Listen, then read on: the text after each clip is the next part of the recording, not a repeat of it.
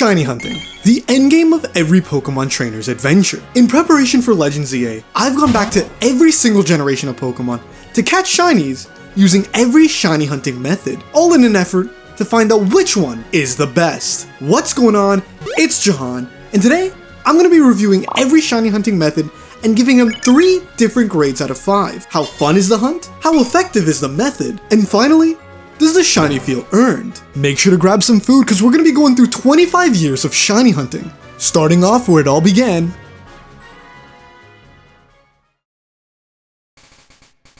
Back in Gen 2 when they first released shinies, a Pokemon's shininess was actually determined by its stats. So if there was a way to manipulate the stats of a Pokemon, you could theoretically boost your odds of finding a shiny. Luckily for us, in Gen 2 we were also given the breeding mechanic, which allows you to pass on certain DVs, which are now known as IVs, to a new Pokemon, thus allowing you to essentially breed for shinies, boosting your odds from the normal 1 in 8,192 all the way up to 1 in 128.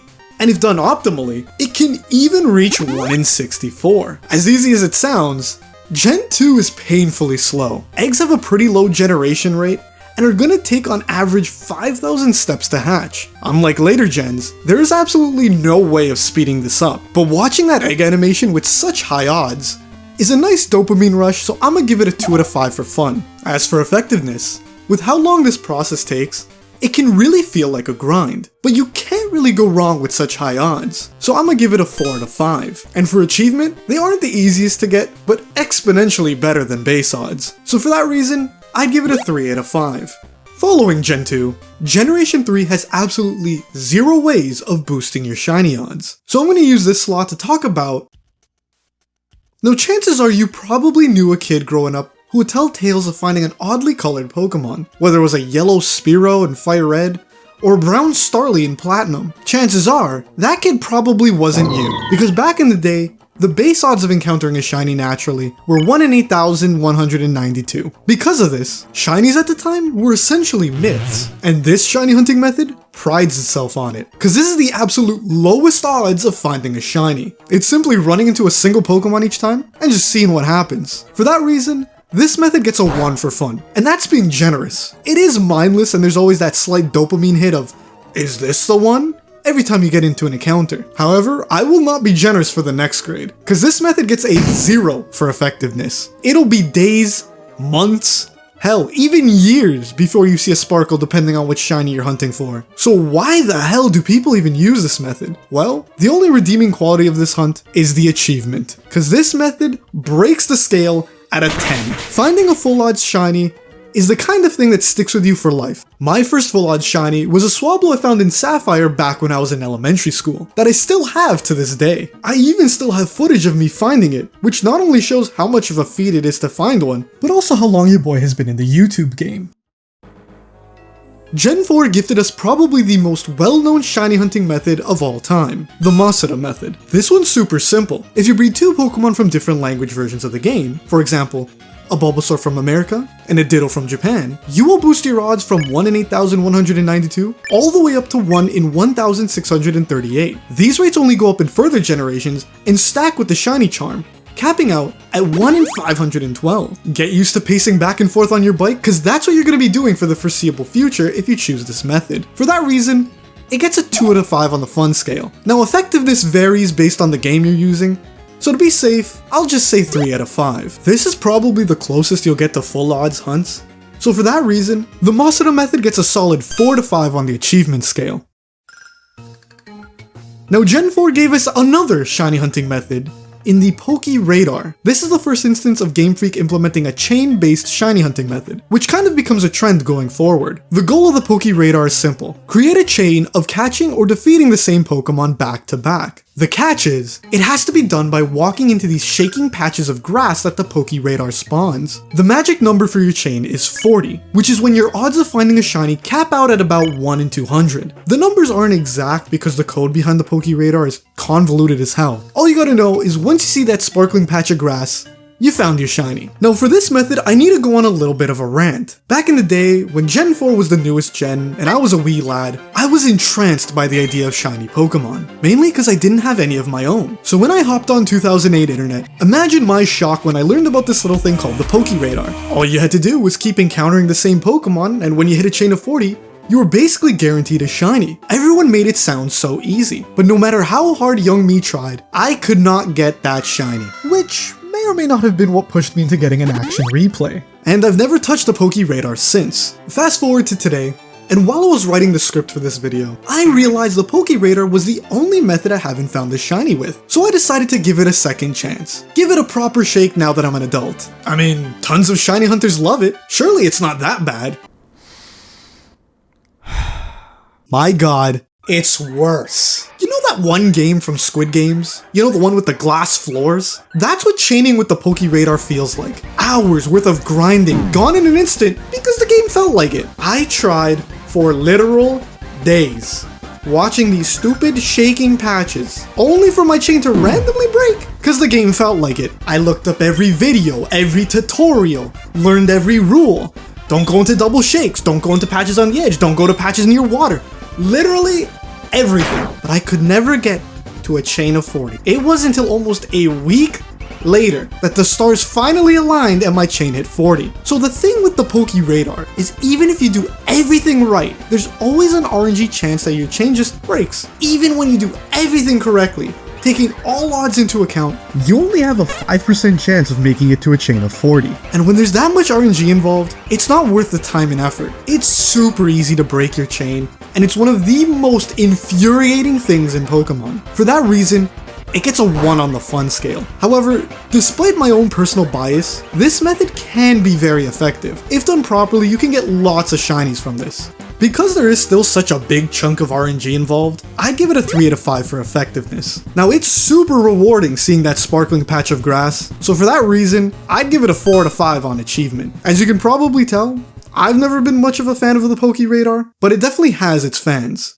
Now Gen 6 was the era that really tried to popularize shinies, taking them from borderline myths to having people online casually argue about how awful Garchomp's shiny is. It also showed signs of being the first gen to have actual thought put behind the colors of shiny Pokemon. But not only did Gen 6 add multiple extremely effective methods, it also just straight up cut the odds in half from 1 in 8,192 to 1 in 4,096. To really demonstrate how much they pushed shinies, the first method I want to talk about is continuing the chain equals shiny trend. Chain fishing is exactly what it sounds like. If you can keep fishing up Pokemon without breaking your streak, you'll eventually be rewarded with a shiny rate of 1 in 96. Now at first that might not seem crazy, but to put it into perspective, you have a better chance of finding a shiny at those odds than a C-Dot on Route 102 in Pokemon Emerald. But surely to get this amazing shiny rate, you'd have to slave away chaining together hundreds of Magikarp 20.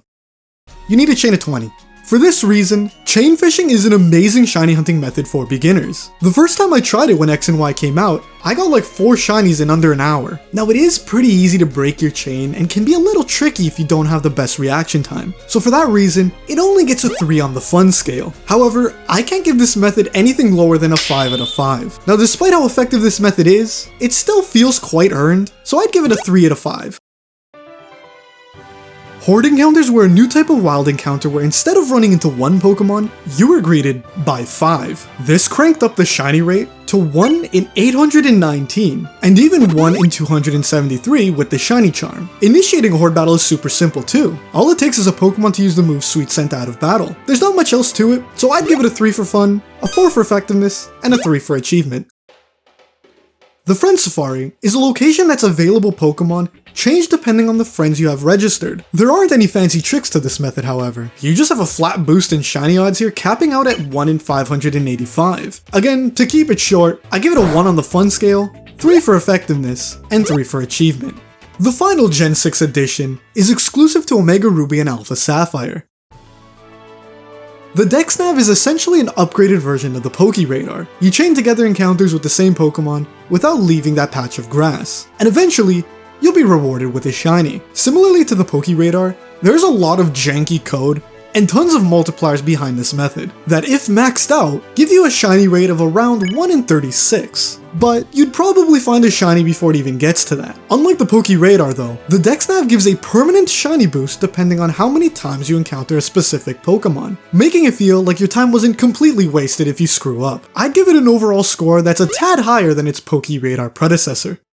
Gen 7 gave us a couple of new ways to hunt, with the main one being, during any wild encounter in these games, there was a chance that a Pokemon could call in another to help it. You might be noticing a trend here, but if you chained enough of these calls, you'd be able to boost your shiny odds. The magic number you're looking for with this method is 30, in which you'd have a 1 in 315 chance to encounter a shiny, and a 1 in 273 chance if you had the shiny charm. This method is pretty chill if you have the correct setup going, so I'd give it 3s across the board.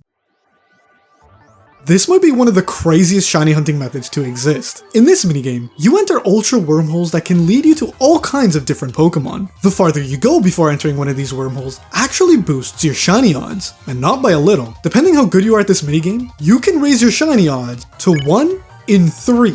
Yeah, just 1 in 3. Playing the minigame is pretty quick and easy, so it gets a 4 out of 5 on the fun scale. Now theoretically, this should be the easiest 5 out of 5 for effectiveness. However, you can only shiny hunt 20 different species of Pokemon using this method, so I have to knock it down to a 4 out of 5. And finally, this minigame does take a tiny bit of skill, saving it from completely bombing this category. Let's Go Pikachu and Eevee have their own exclusive shiny hunting method, and you guessed it, it involves chaining. Catch 31 of the same Pokemon back to back, and you'll be rewarded with shiny odds as high as 1 in 273. This might sound mid compared to the aforementioned methods, but when you consider the fact that these games have overworld spawns instead of encounters, it speeds up the process tenfold. Definitely a decent shiny hunting method. 3s across the board. Moving on to Gen 8, if you're a fan of the Battle Factory, you're gonna love this method, cause in Dynamax Adventures, you take control of a rental Pokemon in a string of single-player or multiplayer Dynamax raids, with your reward being one of the Pokemon you defeated along the way. Now what makes this method really cool is the Pokemon. Almost every legendary from Gens 1 to 7 can be shiny hunted in here, with odds of 1 in 100 with the shiny charm, and 1 in 300 without. As an added bonus, you can keep any shinies you find along the way while hunting a shiny legendary. While this one can get monotonous, it's definitely one of the more fun methods, so I'd give it a 4 out of 5. While it is probably the best way to shiny hunt for legendaries, it does take quite a while to complete even a single run, so I'd give it a 3 to 5 on effectiveness. And finally, this is probably the easiest way to get some of these shiny legendaries, so for that, I'd give it a 2 to 5 on achievement. Legends Arceus is a lot of people's favorite game to shiny hunt in, and for good reason. Mass outbreaks are random events where tons of a specific Pokemon will spawn at a given location. That's not all though, because these outbreaks boost the shiny odds all the way up to 1 in 158. You can improve these odds even further with your Dex research level and the shiny charm, resulting in shiny odds of 1 in 128. Combine this with how fast hunting overworld spawns is, and you can find shinies in minutes. You can even look for massive mass outbreaks and get shiny alphas. With all this in mind, I'd give mass outbreaks a 3 on the fun scale, a 5 on the effectiveness, and even though these shinies are super easy to come by, I'll give it a 2 to 5 on achievement, just cause shiny alphas are pretty cool. Moving on to Gen 9, we have possibly the most broken shiny hunting method of all, sandwiches. Using the correct ingredients, you can get a buff called Sparkling Power. At level 3, the shiny rate becomes 1 in 1024. However, this buff stacks with other shiny rate buffs. Outbreaks make a return in Scarlet and Violet, and if you clear out 60 of the specific Pokemon with the shiny charm and sparkling power, the rate jumps up to 1 in 512. Taking into account previous shiny odds, this one doesn't seem good at all. How is this the most broken shiny method? Well, it's all because of overworld spawns. The more Pokemon on screen, the more rolls for a shiny. And with the ability to instantly re-roll all spawns by starting a camp and ending it, you can find a shiny in minutes. But it doesn't stop there, because Scarlet and Violet will periodically host live events, where shiny odds from outbreaks are boosted even further, resulting in odds around 1 in 144. And that's not even the end of it, because with the power of the new Switch 2, your game can now load even more overworld spawns, resulting in situations like this, where you can have 10 wild shinies on screen at the same time. On the fun scale, you're not really doing much, so I'd give it a 3 out of 5. When it comes to effectiveness, it gets a 10 out of 5. And finally, because it is genuinely harder to get a shiny with an action replay than with this method, it gets a 0 out of 5 for achievement. Now there is one more shiny hunting method that a lot of people tend to forget. This isn't so much a method, but more so Pokemon Go itself. Because Pokemon Go is a live service game, and because there are multiple different ways of encountering Pokemon, the shiny rates fluctuate quite a bit. From the base odds of 1 in 512 for wild encounters, all the way up to 1 in 10 for special raid days. Certain events like community days, that have a shiny rate of 1 in 25 for a specific Pokemon, make it almost too easy to find a shiny, while other events can have you literally hunting for days. Despite my personal gripes with how the game is run, this is by far my favorite form of shiny hunting. It gets a perfect 5 out of 5 on the fun scale. This is the only method that has you going on a literal adventure. For effectiveness, it also gets a perfect 5 out of 5. In addition to certain shinies being only huntable in Go, depending on the event, you can go home with 20 to 30 shinies in one outing if you're really dedicated. Again, while some events make it way too easy to find shinies, most of my favorite shiny hunting memories come from Go. Whether it's racing for a shiny with my group of friends, meeting new people on special raid days, or stumbling upon one while I'm adventuring by myself. And for that, I have to give it a strong 4 out of 5 for achievement. Now there is one more method I want to talk about. A forbidden method that's not quite like the others. You're gonna need 2 Chatot. A method that can guarantee any shiny. Use Espion's blinks to find your current seed. Cause while it is 100% legit, it'll feel like you're performing some form of wizardry on your Nintendo DS.